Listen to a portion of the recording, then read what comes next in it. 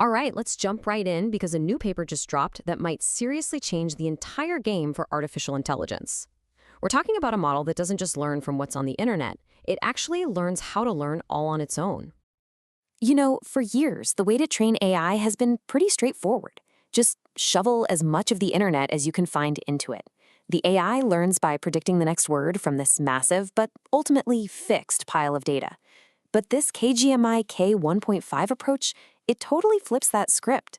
It opens up a whole new way for an AI to get smarter by exploring and creating its own knowledge. And the results from this new method are, just staggering.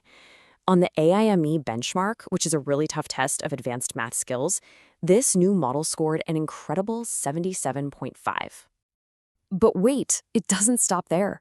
On the Math 500 benchmark, it pulled off a nearly perfect score of 96.2. Look, these aren't just good scores. This is the absolute cutting edge of what we thought AI could do. Okay, so let's really get into this.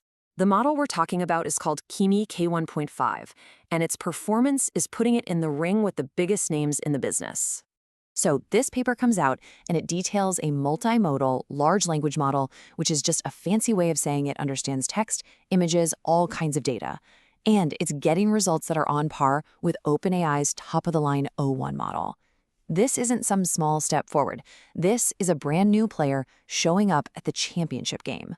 But to really get why this is such a revolution, you need to understand this huge problem, this massive wall that every single major AI lab has been slamming into. People are calling it the data training wall. Think about it. The old way of training AI is totally dependent on the amount of good data that exists. We are literally, and I mean literally, running out of books, articles, and websites to feed these models. You can't get smarter if you're just rereading the same library over and over again. And this is the core question the Kimi paper answers.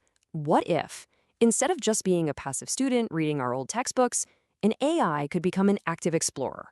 What if it could generate its own insights and basically write its own curriculum? So how do they do it? How does Kimi Kai 1.5 actually solve this problem? Well, the engine behind this whole thing is a concept that's been around for a bit, but they've now scaled it out with incredible success. It's called reinforcement learning. Reinforcement learning, or RL. Sounds complicated, but I promise you, the idea is super simple. It's just like training a puppy.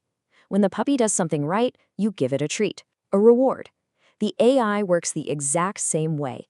It tries to solve a problem, and for every tiny step it takes in the right direction, it gets a little digital reward. This creates this amazing learning loop. The AI explores, it gets rewarded when it does something good, and then it uses that feedback to improve its own strategy. It just does this again and again and again, teaching itself how to master a problem without ever needing a textbook written by us. Now, here's what's really wild.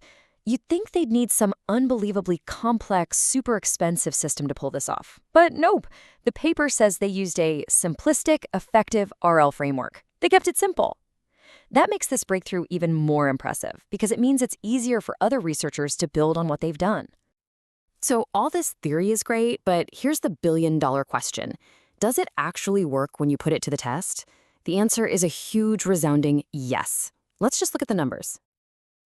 Just look at this. The performance is state-of-the-art right across the board. We already saw those insane math scores, but it also hit the 94th percentile on Code Forces, which is a competitive programming test. And it got a 74.9 on Math Vista, which is solving math problems from images. This shows it's incredibly capable across completely different areas.